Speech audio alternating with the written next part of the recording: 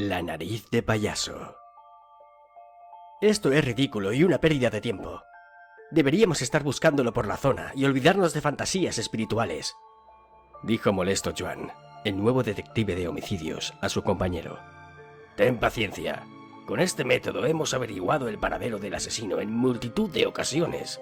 Además, ¿no te parece curiosa la manera en que toca la prenda con una mano y garabatea en el papel con la otra? Explicó con seguridad Celso, el experimentado investigador que había resuelto una gran cantidad de crímenes gracias a aquel controvertido procedimiento.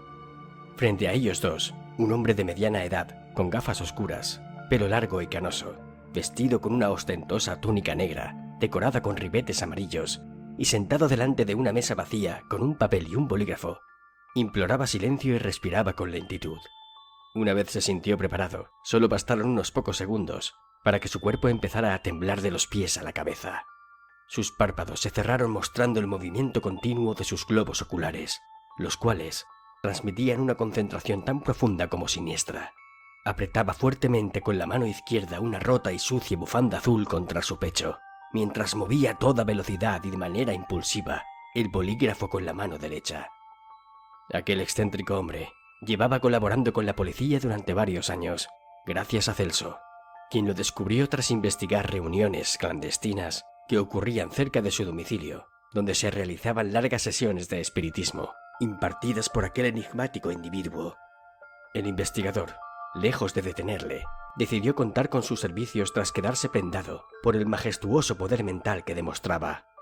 Su nombre era Milos Rednik, un médium de origen eslovaco que había emigrado de su país tiempo atrás. Allí era considerado poco menos que un ser diabólico debido a las dotes oscuras que desempeñaba. Las presiones en su entorno social le obligaron a tomar la decisión de marcharse para poder desarrollar con libertad, en otro sitio, su extraño poder, el de visualizar en su interior los crueles detalles de un asesinato. Su extraordinaria habilidad fue creciendo hasta el punto de llegar al preciso instante en que los vivos cruzaban el umbral de la muerte.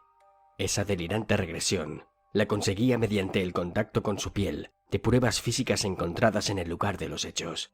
Manifestaba compulsivamente los acontecimientos con escritos tan perturbadores como explícitos, que servían para aclarar los casos más enrevesados en los que estaban inmersos los investigadores. Nunca pidió dinero a cambio en todo el tiempo que colaboró con sus singulares ritos. Únicamente exigía silencio total para sumirse profundamente en sus trances. La suculenta herencia recibida después del fallecimiento de sus padres explicaba en parte su desinterés en cobrar por sus servicios. El caso que tenía entre sus manos en esos momentos era el de localizar el culpable de la desaparición y la muerte de una chica joven. Su cuerpo fue descuartizado y metido en varias bolsas de basura, y tras hallar los restos días más tarde en el vertedero cercano a una fábrica abandonada, el único rastro que se encontró de ella fue esa bufanda que acabó enroscada en el cuello de Milos, provocando en su mente aquella visión póstuma. Cuando encontró en sí mismo la relajación completa, en su cabeza empezaron a dibujarse formas inciertas de dos personas que caminaban una detrás de la otra. Lentamente, los detalles y la nitidez del suceso fueron incrementando. Era de noche. Hacía mucho frío. Reconoció la prenda azul en el cuello de una mujer. Sentía su inquietud, su terror hacia la persona que caminaba detrás de ella. La vio acelerar el paso, intentando persuadir inútilmente a su perseguidor, y observó que ambos se adentraban en una vieja fábrica abandonada. Como moviendo la imagen dentro de su mente, Milos giró en dirección hacia aquel ser desconocido y pudo apreciar que era un hombre alto, con el pelo corto y rubio. El temblor en el cuerpo del médium aumentó considerablemente. Su mano derecha escribía las palabras, mientras en su interior revivía la terrible escena que dio pie al fallecimiento de la víctima. Aquel hombre la intentó besar y acariciar sin éxito. Enfurecido, la agarró por un brazo, la lanzó al suelo y le dio una fuerte patada en las costillas. Se colocó encima de ella y la desnudó con violencia, al mismo tiempo que la golpeaba en el cuerpo y la cabeza. La mujer ya había perdido el conocimiento cuando el agresor consumaba la violación de la forma más dura y perversa imaginable. Cuando acabó, arrastró su cuerpo desnudo y moribundo por el sucio suelo de la fábrica, hasta que llegó a una especie de vertedero. Allí, bajo una gruesa manta pegada a las toneladas de basura que ocupaban aquel diáfano espacio, se hallaba una pequeña hacha y varios cuchillos de carnicero. La mujer aún respiraba cuando le fue cercenado el primer brazo. El médium emitía pequeños lamentos con la boca cerrada que daban a entender el terror y el sufrimiento que estaba experimentando. Aquel desagradable y pesadillesco suceso concluyó con la huida del criminal. Milos, sudoroso y acotado, intentaba llegar hasta el final con sus escritos para lograr averiguar la identidad del asesino y el lugar exacto de su fuga. Al fin despertó repentinamente de su ensoñación. Soltó el bolígrafo y, realizando un verdadero esfuerzo por dirigir su mirada hacia Celso, le hizo saber que su trabajo había terminado. El investigador se levantó de su silla y se acercó al médium con una sonrisa de satisfacción en sus labios. Estaba deseoso de enseñar a su nuevo compañero el resultado de confiar en aquel milagroso don. Joan, en cambio, seguía sentado con los brazos cruzados y la expresión distante. Se negaba a creer en lo que él consideraba un burdo espectáculo de magia barata. Llevaba poco más de una semana en su nuevo trabajo y ya se había ganado el burlesco mote en el cuerpo del austero descreído. Todo el mundo admiraba al gran Milos Reznik. Gracias a él, se ahorraban tiempo en preguntas a testigos, rastreos por internet e incluso dinero en equipos de búsqueda y pruebas extras de ADN. Celso llegó a la mesa donde yacía Milos con la respiración acelerada y medio cuerpo tumbado boca abajo. Siempre acababa extenuado, tras adentrarse en el oscuro pasado de algún crimen. Su cabeza, ladeada y envuelta en la bufanda encontrada en el lugar de los hechos, señalaba en dirección al papel repleto de garabatos, casi ilegibles, que deberían conducir directamente al paradero del asesino. El investigador cogió el arrugado papel y lo llevó hasta su mesa extendiéndolo al máximo. Joan miraba a Milos con desprecio y a Celso con estupefacción. En su foro interno se preguntaba qué demonios hacían ellos allí. Si tan bueno era esa especie de vidente, podrían darle una pistola y se ahorrarían multitud de oficiales que no dan palo al agua. Ese pensamiento le hizo sonreír y Celso lo miró complacido, con la equívoca conclusión de que su colega había quedado realmente impresionado con aquella demostración. ¿Y ahora qué?, preguntó con desdén Joan a su compañero mientras se rascaba la barbilla. Ahora viene lo mejor, y puede que también lo más complicado, contestó Celso, visiblemente excitado por descubrir qué se escondía detrás de esas enigmáticas palabras. Pese a que el despacho estaba bien iluminado, Celso acercó un flexo a la hoja de papel para distinguir las letras con mayor claridad. Seguidamente, ávido por leer aquellas frases surgidas desde lo más oscuro, indicó con emocionados gestos a Joan que se acercara para poder descifrarlas juntos. El curioso manuscrito decía así: un beso, rechazo, una caricia, rechazo, un golpe, sangre, golpe, sangre, jadeos, dolor, golpe, corte, gritos, sangre, muerte, rubio, alto, huye, stack, air, lo, FP. El rostro de Celso se iluminó por completo. Como solía ocurrir en los trances de Milos, solamente quedaban dispersos el lugar y el nombre del criminal. Pero aquellos datos eran prácticamente concluyentes. Al contrario de lo que cabía esperar, antes del trabajo del médium, no resultó nada difícil para los investigadores rellenar los huecos. Era sencillo intuir las palabras estación y aeropuerto. Además, siempre concluía las sesiones desvelando las iniciales del asesino. En escasos minutos dilucidaron el resto del mensaje y un equipo fue dirigido hasta el lugar exacto. El presunto asesino estaba en el interior de un avión destino a Londres. Su nombre era Francis Boyle.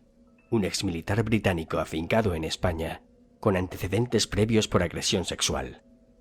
En unas horas, se cotejaron sus huellas con las encontradas en la bufanda y fue inmediatamente detenido y llevado a una comisaría. Después de aquello, Joan, aunque seguía reticente con el método, confesó su sorpresa a Celso ante tan increíble muestra de actividad mental.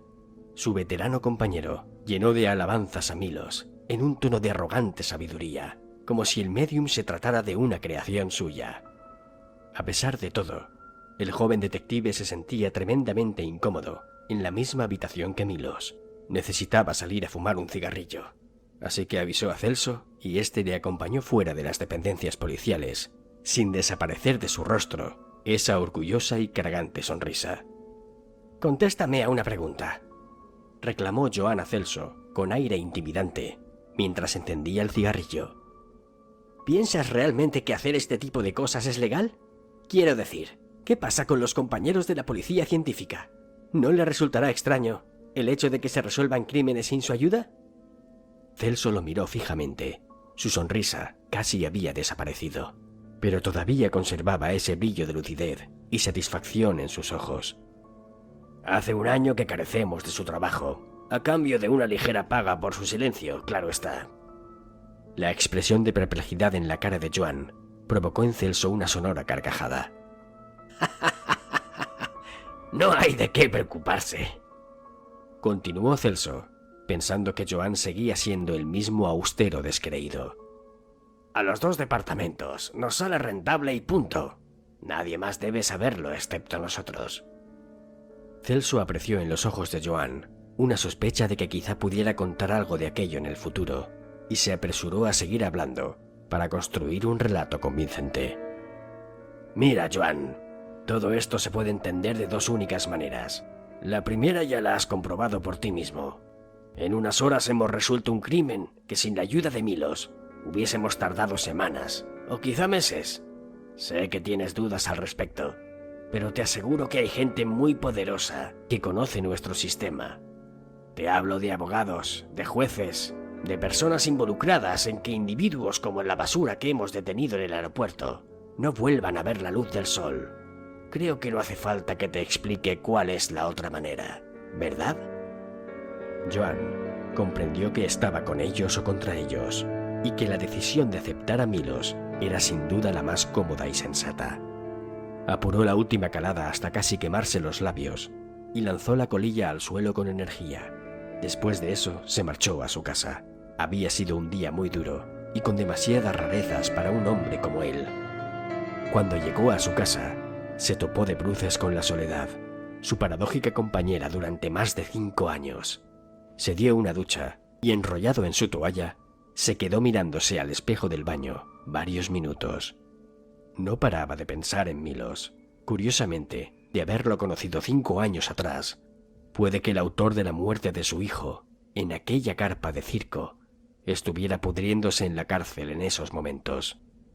Como cada noche, haciendo un ejercicio de masoquismo inexplicable, volvía a coger el periódico con la noticia de aquella masacre y la foto de los niños antes de que perecieran. Nunca se supo cómo pudo ocurrir. Los cadáveres estaban esparcidos en mitad de la carpa. Decenas de padres e hijos yacían sin vida, tumbados unos encima de los otros. Las muertes fueron provocadas por intoxicación de gas nervioso, pero lo más macabro del caso fue que los fallecidos aparecieron todos con la nariz arrancada del rostro. Él no pudo asistir a la función, aludiendo a su exceso de trabajo, pero quien sí estuvo presente fue su hijo hasta el final, junto a toda la clase y a algunos padres y profesores. Seguía sin hablar con su mujer después de lo sucedido. Su separación en aquel momento derivó en divorcio y luego en el odio más absoluto. Quizá por eso aceptó la plaza vacante en el departamento de homicidios en una gran ciudad, para curar en parte su eterno dolor, intentando esclarecer los crímenes más difíciles y atrapar a los asesinos más despiadados. Recuerda todos los días la única pista física que se encontró en la carpa: una nariz de payaso. Las pruebas efectuadas en ella no ayudaron en el caso. De hecho, lo complicaron aún más. En ese simpático complemento se encontraron huellas de todos y cada uno de los cadáveres. De nadie más. Era de suponer que el criminal se encontraba entre los difuntos, pero esa idea jamás convenció a Joan. Desde su pérdida, vivía obsesionado con encontrar al culpable, al dueño de esa maldita nariz roja. Ahora la tenía en su mano. La robó del laboratorio tras ser finalizadas las pruebas pertinentes. A menudo se la colocaba y se miraba durante horas delante del espejo, intentando meterse en la mente de quien la había portado en el momento de aquellos crímenes. Era consciente de que ese comportamiento se acercaba terriblemente a la locura y de que el tiempo transcurrido, recordando el suceso, solo hacía que empeorara. El caso estaba archivado, pero sabía que si se lo planteaba a su compañero, podría intentar que el médium accediera a ayudarle a encontrar al responsable de la muerte de aquellas personas, pese al desprecio irracional que sentía hacia Milos Rednick. Durante demasiado tiempo había utilizado el orgullo como escudo. Sabía que aquello no le ayudaba, que le hacía daño. A fin de cuentas, esa era la única utilidad del orgullo: el dolor, la rabia de no querer ceder ante las evidencias o ante la posibilidad de conseguir el objetivo mediante la lucha y el esfuerzo. Pensó en ese instante en el que estaba desnudo frente a un espejo con una nariz de payaso robada, en que no podía continuar alimentándose del sufrimiento. Lloró durante más de una hora. Por su mente rebrotaron las imágenes más escabrosas de su vida. Recordó haber buscado entre el montón de cuerpos inertes el de su pequeño, antes de ser agarrado por un agente de la ley que le pedía tranquilidad. ¿Tranquilidad? ¿Quién en su sano juicio podía pedirle tranquilidad a un padre que acababa de perder a su hijo? Fue el primero en llegar a la escena del crimen y no podía creer lo que estaba viviendo. De hecho, de no ser por la ausencia de pruebas, hasta él hubiera estado en la lista de sospechosos de aquella barbarie. No podía soportarlo más. Era el momento de acabar con esa incertidumbre y liberar su rabia contenida de una vez por todas. Llamó de inmediato a Celso. Era la persona que le ofreció el puesto y el único que podía echarle una mano. Se lo contó absolutamente todo, desde que dejó a su hijo en el colegio hasta que volvió horas más tarde para recogerlo. Celso lo escuchó mientras apuntaba en una libreta los datos. Estaba dispuesto a ayudarle, pero recuperar un caso archivado no era tarea fácil, y no tanto por cuestiones de papeleo y nimiedades por el estilo, sino por el hecho de que Milos Rednick pudiera llevar a cabo una regresión después de casi 5 años y hacerlo con éxito.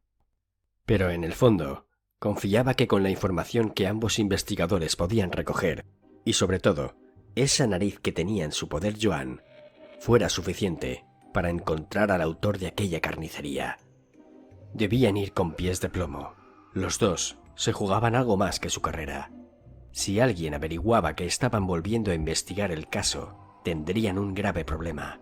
Sobre todo Joan, quien no podía olvidar que en ese instante sus huellas también estaban ahí y resultaría imposible eliminarlas. Se trataba de atrapar al culpable y buscar la manera de hacerle pagar lo ocurrido. Y solo había una posible, la más poderosa y antigua de todas las existentes: la venganza. Al día siguiente, ninguno de los dos investigadores acudió a su puesto de trabajo. Tal fue el efecto que causaron las palabras de Joan en Celso, que persuadió por teléfono con gran maestría al resto de compañeros del cuerpo para que no les molestaran durante toda la jornada. Se inventó una convención anual sobre homicidios, de esas que resultan tan largas como soporíferas, y decidió llevarse consigo al novato, para alivio de todo el departamento. El plan consistía en potenciar la habilidad de Milos, llevándolo al mismo lugar donde 5 años atrás ocurrieron los asesinatos.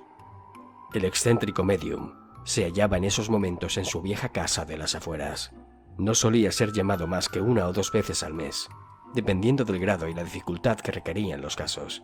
Y ese en particular, aunque ni él mismo lo supiera, iba a ser el que sumiera a Milos en la experiencia regresiva más aterradora y dolorosa de toda su vida. Alquilaron un coche. Había que guardar las apariencias y no dejar ningún rastro.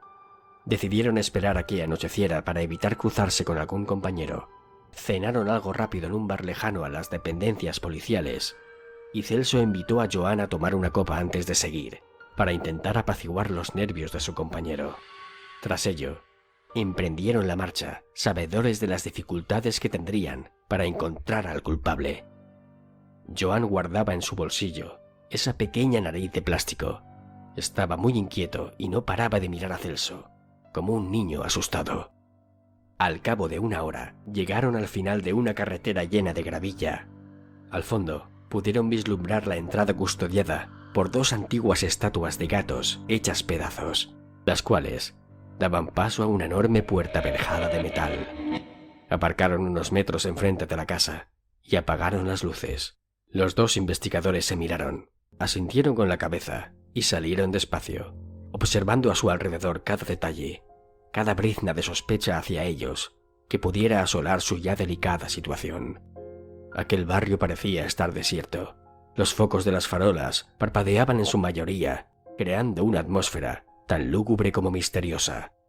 A través del aciago camino hacia esa negra y oxidada puerta, dos hombres dubitativos y desarmados encaminaban sus pasos con una única arma en forma de nariz de payaso. Celso fue el primero en llamar al timbre. Sonó tan apagado que parecía que estuviera a punto de romperse. Por un momento dudó de que funcionara. Nunca antes nadie del departamento había ido en busca de Milos a su propia casa. Siempre se había procedido con una simple llamada telefónica. Solamente Celso sabía de su ubicación, y tal vez el médium no esperaba a nadie, a pesar de haber sido avisado previamente por el investigador. Joan seguía nervioso y se adelantó a su compañero para llamar de nuevo. Justo antes de que volviera a pulsar al timbre, una sombra alargada fue creándose a raíz de la tenue luz de unas velas colocadas en un candelabro antiguo que iluminaron sutilmente una de las habitaciones de la casa. Joan no podía apartar la mirada. Se sentía extrañamente atrapado por aquella inquietante visión. El titilar de las minúsculas llamas formaron alrededor de la ventana la imagen de una fantasmagórica silueta, la silueta de una persona alta, con una especie de sombrero cónico y ropa desproporcionadamente grande, y sus zapatos estaban curiosamente abombados en las puntas. El candelabro que portaba las velas se elevó lentamente hacia el rostro de ese individuo. Era de un marcado color blanco, tenía los labios pintados de rojo oscuro, y sus ojos destacaban por la siniestra forma romboide que provocaba su denso maquillaje negro. Estaba contemplando una imagen que parecía surgir de un tiempo pasado, una imagen que hizo aflorar el interior de sus propias pesadillas, la imagen siempre inquietante y perturbadora de un payaso. Joan agarró del brazo a Celso mientras le gritaba: «¡Míralo! ¡Fíjate en su cara! ¡Es un payaso! ¡Parece un monstruo! ¡Le falta la nariz!». Celso se soltó y sujetó con firmeza los hombros de Joan, intentando calmar la histeria de su compañero. «Joan, ahí dentro no se ve nada. Tranquilo, seguro que Milos está a punto de bajar». En efecto, en pocos minutos, la verja se abrió con lentitud y apareció el médium, envuelto en su sempiterna túnica negra. Su mirada se cruzó directamente con la de Joan, y por fin el detective pudo escuchar su sosegada voz. «Discúlpenme, he tenido un problema doméstico y me he quedado sin luz, por eso he tardado en abrir», dijo Milos cubriéndose un poco más la túnica sobre su espalda. «Usted es Joan, ¿no es cierto?», preguntó el médium, haciendo un esfuerzo por entablar una conversación cordial con quien iba a ser su cliente. «¿Era usted quien estaba en la habitación de arriba? He visto que alguien la iluminaba con un candelabro. Parecía estar disfrazado de payaso», indicó Joan tembloroso y sin tapujos, dejando claras sus intenciones de no llevarse bien con Milos. La atónita mirada de Celso reflejaba su seria preocupación por la salud mental de su compañero.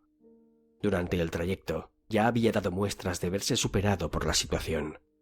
Después de quedarse traspuesto durante los primeros minutos del viaje, despertó tremendamente agitado, y hasta 12 veces se colocó la nariz para observarse en el espejo del copiloto. Allí, en la carretera, a medio camino entre su casa y la del médium, pensó de manera razonable en dejar que se ocupase él mismo de sus asuntos, ya que, pese a que ya se había comprometido en ayudarle, Estaba claro que ese inusual comportamiento empezaba a asustarle de verdad. Además, aquella enajenada alucinación de una persona sin nariz y disfrazada de payaso le parecía demasiado. Cuando se disponía a retractarse de su decisión y llevar a Joan consigo para hacerle entrar en razón, Milos le detuvo levantando la mano y se dirigió a Joan con tono delicado y altruista. «Está aquí porque necesita mi ayuda. Capto el sufrimiento también en el mundo de los vivos. Ahora estoy viendo frente a mí a un hombre que lleva sufriendo muchos años por algo tan sumamente doloroso que debe ser resuelto cuanto antes». Seguidamente alargó su mano hasta alcanzar la de Joan, quien se contuvo en el deseo de propinarle un golpe y accedió a estrechársela en el último momento. «Confíe en mí. Ya me ha puesto Celso en antecedentes. Me ha dicho que tiene una prueba física. Eso es genial. Dirijámonos pues al lugar donde fue colocada esa carpa de circo. Después de tanto tiempo, necesito estar allí para impregnarme de la atmósfera y le aseguro que haré todo lo que esté en mi mano para esclarecer este asunto», concluyó Milos, regalándole a Joan una sonrisa cargada de confianza.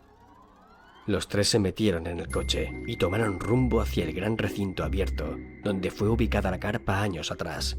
Dicho espacio fue el centro de multitud de eventos después del incidente, y en esos momentos albergaba un coqueto parque de atracciones que permanecía cerrado por obras. El silencio y la tensión tomaron el mando en el interior del vehículo. La mano de Joan revolvía la nariz dentro de su bolsillo, y las dudas aumentaban conforme se iban acercando a ese lugar de tan nefasto recuerdo. La escasez de luz en la vía presagiaba la cercanía de aquel sitio marcado por la brutal huella del crimen.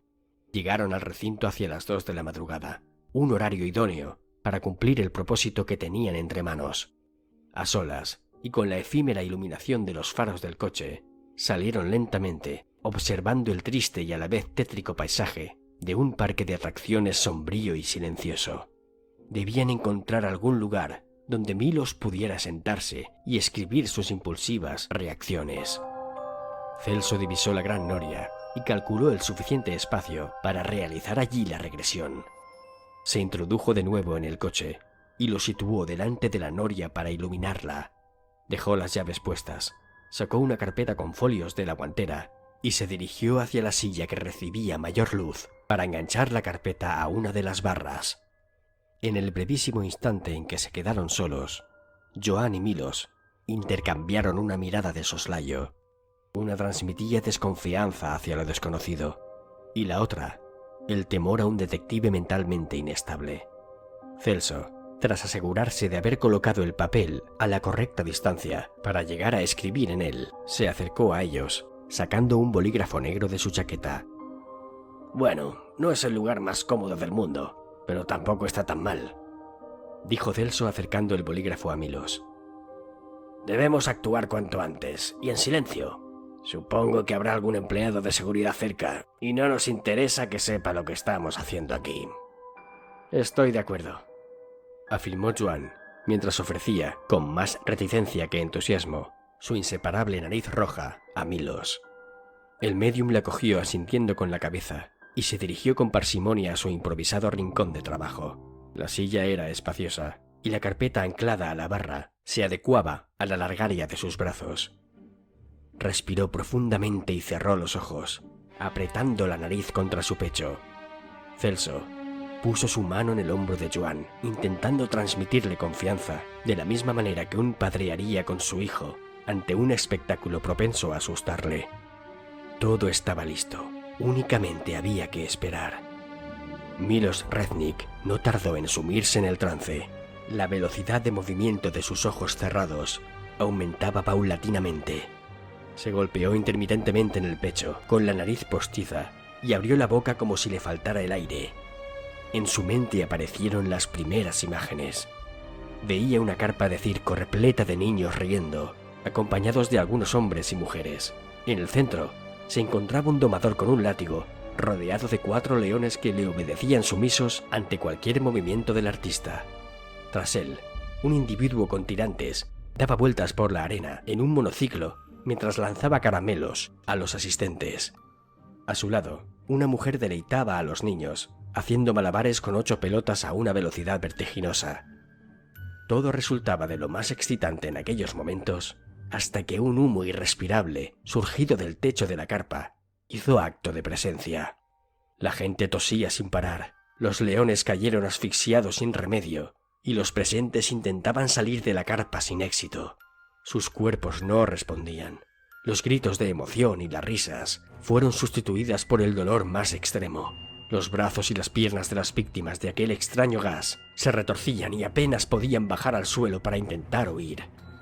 Como formando una escabrosa coreografía de terror, niños y mayores acompañaron a los animales en mitad de la carpa, agonizantes de dolor y sin poder respirar.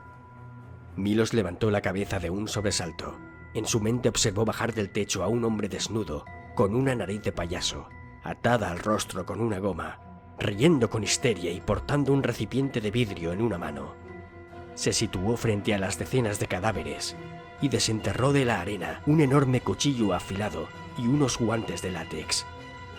Con una frialdad inhumana y sin dejar de reír, fue amputando lentamente las narices de cada uno de aquellos rostros inexpresivos y a continuación las guardó en el recipiente. Luego se retiró la suya de payaso y el médium tembló al comprobar que al rostro de aquel hombre también le faltaba la nariz. Su terrorífico perfil plano y blanquecino se mezclaba entre la pila de cuerpos sin vida, creando la escena más macabra e imaginable. El asesino apoyó el recipiente en uno de los cadáveres, con la intención de usarlo como un improvisado espejo, y metió la mano para probarse, uno por uno, esos pedazos de carne inerte en su rostro. La sangre vistió su desnudez al terminar de probarse cada una de las narices sesgadas. Con agravio al no haber conseguido satisfacerse con ninguna, las volvió a guardar todas excepto una, la redondeada y pequeña nariz de un niño, porque aquellas visiones supusieran un deterioro en el estado mental de su mejor herramienta de investigación. En cambio, Joan permaneció inmóvil y asustado. Llevaba ausente desde hacía un buen rato, y el desprenderse de su prueba parecía afectarle gravemente. Haciendo un esfuerzo por salir de su aletargamiento, intentó caminar detrás de Celso cuando, de repente, al mismo tiempo que Milos intentaba escapar de su ensoñación, sintió su cuerpo venirse abajo quedándose con las rodillas apoyadas en el suelo. Sus ojos se abrieron de forma desmesurada, y de su boca empezaron a surgir palabras sin sentido, acompañadas de una estridente risa nerviosa. Sin duda estaba experimentando de nuevo una aterradora alucinación. Dejó caer su cuerpo y dio vueltas sobre sí mismo, retorciéndose de dolor. Era como si la vivencia de Milos actuara de forma directa sobre él. Celso se quedó quieto. Durante un momento no supo qué hacer. Observó que a raíz de los compulsivos movimientos de Joan, de su ropa empezaron a caer todas sus pertenencias, sus llaves, el tabaco, un encendedor y una sucia bolsa de plástico cerrada herméticamente. El frenético estado de su compañero pareció apaciguarse por un instante. Al igual que el de Milos, ambos compartían al unísono sus altibajos de manera sorprendente. Al verse el único estable en el recinto en esos momentos, se le pasó por la cabeza huir de allí y dejarlos solos en su propio sufrimiento. Supuso que tenía que evitar sacarlos de aquel estado a toda costa, pues las consecuencias podrían resultar fatales para ellos. El médium parecía despertar con lentitud, mientras Joan daba sus últimos impulsos antes de quedarse completamente dormido. Por fin Milos logró moverse, y sin dejar de soltar la única prueba del crimen, agarró con fuerza la carpeta sujeta a la barra y la desenganchó. Tambaleándose consiguió ponerse de pie y salir de la silla visiblemente cansado. Al pasar por el lado de Joan, estiró la goma de la nariz de payaso hasta partirla, y aquella protuberancia roja rodó, quedando a pocos centímetros del joven detective. Milos consiguió llegar al coche y, sentado en el asiento de copiloto, cerró los ojos, asimilando las emociones de aquella terrible sesión. Celso se acercó al cuerpo de Joan y, tras comprobar que estaba completamente dormido, se enfundó unos guantes y sacó una botella pequeña y un fino bisturí de sus bolsillos. Con delicadeza y frialdad, rebanó la nariz de su compañero y la escondió bajo tierra. Colocó en su pecho esa sucia bolsa de plástico que surgió de entre sus ropas y roció el rostro con el líquido de la botella, cicatrizándose la herida casi al instante. El investigador se apresuró a cerrarla y meterse en el coche. Jadeaba nervioso y excitado. Sus guantes quedaron empapados en sangre y no podía parar de sonreír mientras miraba al médium con orgullo. «Eres el mejor», dijo Celso mientras se quitaba los guantes. «Nunca hubiera pensado que fueras tan convincente. Este fluido para el corte y el alucinógeno que le puse en la copa son muy efectivos. ¿De qué estaban compuestos?» Milos abrió los ojos lentamente, haciendo caso omiso de la pregunta. «Da igual», continuó Celso. «Lo importante es que formamos un buen equipo. Menuda historia que te has inventado. Un poco fuerte para mi gusto, pero ha funcionado a la perfección. ¿Qué mejor que un loco de rostro mutilado para perpetrar esta clase de crímenes? No podíamos permitir que arruinara nuestra racha de casos resueltos. Y además, esa bolsa con narices de pega que me diste para meterla en su ropa mientras dormía es algo que jamás se me hubiera ocurrido». El investigador arrancó el coche y salió del recinto cuando de repente le vino algo a la cabeza y frenó de golpe. «¡La nariz de payaso! Está allí y tiene tus huellas. Debemos volver y destruirla antes de que llegue alguien». Milo seguía en silencio y cabizbajo, observando el escrito en el papel que había sido ignorado por completo. Celso volvió a situarse frente a la noria y salió del coche. Miró a su alrededor. Todo parecía estar en orden. Recogió la nariz y la envolvió entre los sangrientos guantes que había utilizado para la amputación. «Hay que quemar todo esto. Me siento sucio. No sabía que pudiera salir tanta sangre de un trozo de carne tan pequeño», dijo Celso en voz baja, ataviado con las pruebas en sus manos. En esos momentos sintió la luz del coche variar ligeramente su posición. Los faros le alumbraban cada vez más. Vio con sorpresa a Milo sentado al volante. Se había colocado a escasos metros de él. Su mirada estaba completamente desquiciada y no paraba de respirar aceleradamente. Abrió la ventanilla y le lanzó la carpeta a Celso con furia. Celso continuaba agachado junto al cuerpo de Joan.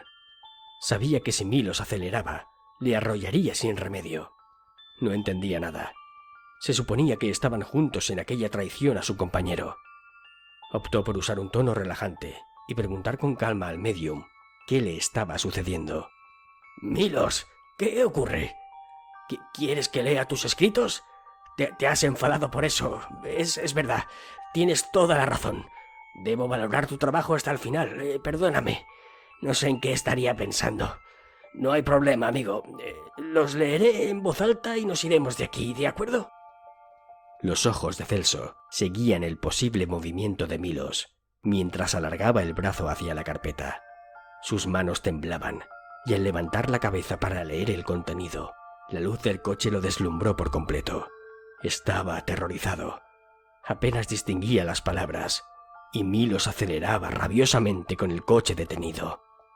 Haciendo un notable esfuerzo, el investigador logró empezar a narrar las frases inconexas escritas en el papel. «Mi sueño, una función, malformación, discusión, apartado, mi familia, apartado, enfado, venganza, el gas, la función, busco la mía, la perfecta, un cuchillo, la función, papá domador, mamá malabarista, hermano monociclista, falto yo, mi sueño, apartado, malformación, venganza, un cuchillo, busco la mía, la perfecta, mi papel, soy el payaso, la carpa, huyo, túnica, máscara, estoy MR. Celso apenas podía mantener la carpeta en sus manos debido al pánico. Frente a él estaba el verdadero culpable de aquellos crímenes, dispuesto a acabar con su vida. Sus ojos viajaron a través de la luz de los faros y se fijó en las narices postizas de la bolsa de plástico. Perplejo, comprobó que todas ellas eran reales. Todas rezumaban el hedor de la muerte después de 5 años. Sin poder emitir una sola palabra más, los ojos del investigador parecían pedir clemencia desesperadamente al médium. Milos Reznik agarró la piel de su propio cuello y estiró con fuerza hasta quedar totalmente arrancada del rostro. Aquella máscara perfecta escondía la verdadera apariencia de aquel desequilibrado asesino. Su tez blanquecina contrastaba con un denso maquillaje en ojos y labios. Sus arlequinadas formas dibujaban el siniestro rostro demacrado y descuidado de un payaso, carente de nariz. De nada sirvió el grito desgarrador de Celso para evitar la brutal embestida del coche contra él. La grotesca visión de su cuerpo retorcido se desvirtuaba a causa de la sombra provocada por los faros del vehículo. Milos salió del coche y se despojó de su túnica. La lluvia hizo acto de presencia, bañando su cuerpo desnudo ante los 2 detectives. Buscó en el suelo la bolsa de plástico y la abrió palpando en su interior en busca de una nariz en concreto, la pequeña nariz de un niño. Haciendo un delicado gesto de cariño, cogió la mano de Joan y depositó en su palma el resto minúsculo y putrefacto que quedaba de su hijo. El golpe del coche solo había alcanzado a Celso, y Milo suspiró aliviado, pensando en su mente enferma que a pesar de todo había obrado correctamente. Le quedaba una única cosa que hacer. Buscó entre el moribundo cuerpo del investigador hasta encontrar el bisturí. Lo cogió, deleitándose en el brillo de la afilada cuchilla bañada por las finas gotas de lluvia, y observó con admiración el rostro de Celso. Unas emocionadas palabras surgieron de su boca después de arrancarle la nariz con suma delicadeza. Creo que al fin la he encontrado, la que mejor me encaja, la mía, la perfecta.